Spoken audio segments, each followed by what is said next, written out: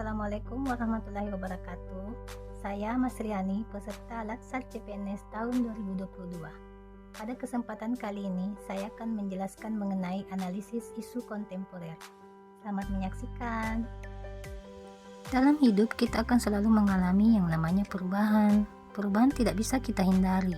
Oleh karena itu, kita harus bisa beradaptasi dan menyelesaikan persoalan yang disebabkan oleh perubahan tersebut. Perubahan lingkungan strategis adalah perubahan yang terjadi terhadap 4 level lingkungan strategis, yaitu individu, keluarga, masyarakat pada level lokal dan regional, nasional, dan dunia global. Ada 6 komponen dari modal insani dalam menghadapi perubahan lingkungan strategis. Yang pertama, modal intelektual. Yang kedua, modal emosional. Ketiga, modal sosial. Keempat, modal ketabahan. 5. Modal etika atau moral. Keenam, modal kesehatan fisik. Contoh isu kontemporer antara lain korupsi, narkoba, terorisme dan radikalisme, money laundering, proxy war, dan kejahatan mass communication.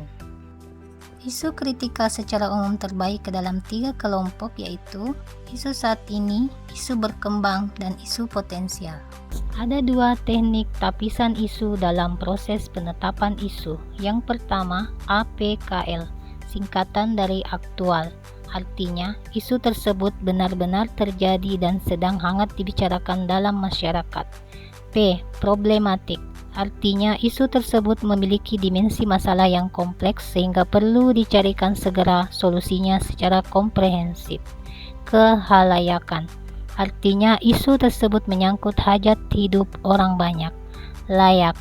Artinya, isu tersebut masuk akal, realistis, relevan, dan dapat dimunculkan inisiatif pemecahan masalahnya.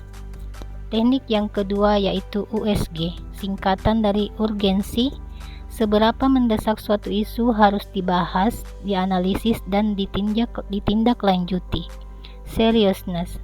Seberapa serius suatu isu harus dibahas, dikaitkan dengan akibat yang akan ditimbulkan. Growth. Seberapa besar kemungkinan memburuknya isu tersebut jika tidak ditangani dengan segera. Setelah melakukan teknik tapisan isu, selanjutnya dilakukan analisis secara mendalam isu yang telah memenuhi kriteria APKL atau USG atau teknik tapisan lainnya dengan menggunakan alat bantu yang berupa mind mapping, fishbone diagram, dan analisis SWOT. Mind mapping merupakan teknik mencatat tingkat tinggi yang memanfaatkan keseluruhan otak.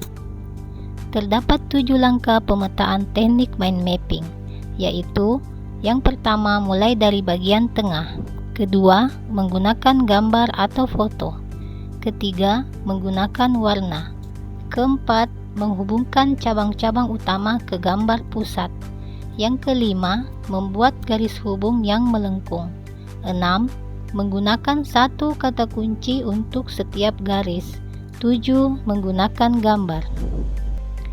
Hampir mirip dengan mind mapping, pendekatan fishbone diagram juga berupaya memahami persoalan dengan memetakan isu berdasarkan cabang-cabang terkait. Namun, fishbone diagram atau diagram tulang ikan ini lebih menekankan pada hubungan sebab akibat, sehingga seringkali juga disebut sebagai cause and effect diagram. Selanjutnya, analisis SWOT. Analisis SWOT bertujuan untuk mengidentifikasi berbagai faktor secara sistematik untuk merumuskan suatu strategi. Sebagai sebuah konsep dalam manajemen strategik, teknik ini menekankan mengenai perlunya penilaian lingkungan eksternal dan internal, serta kecenderungan perkembangan atau perubahan di masa depan sebelum menetapkan sebuah strategi. Analisis ini didasarkan pada logika yang dapat memaksimalkan kekuatan dan peluang, namun secara bersamaan dapat meminimalkan kelemahan dan ancaman. Demikian yang saya sampaikan kali ini, semoga bermanfaat untuk kita semua.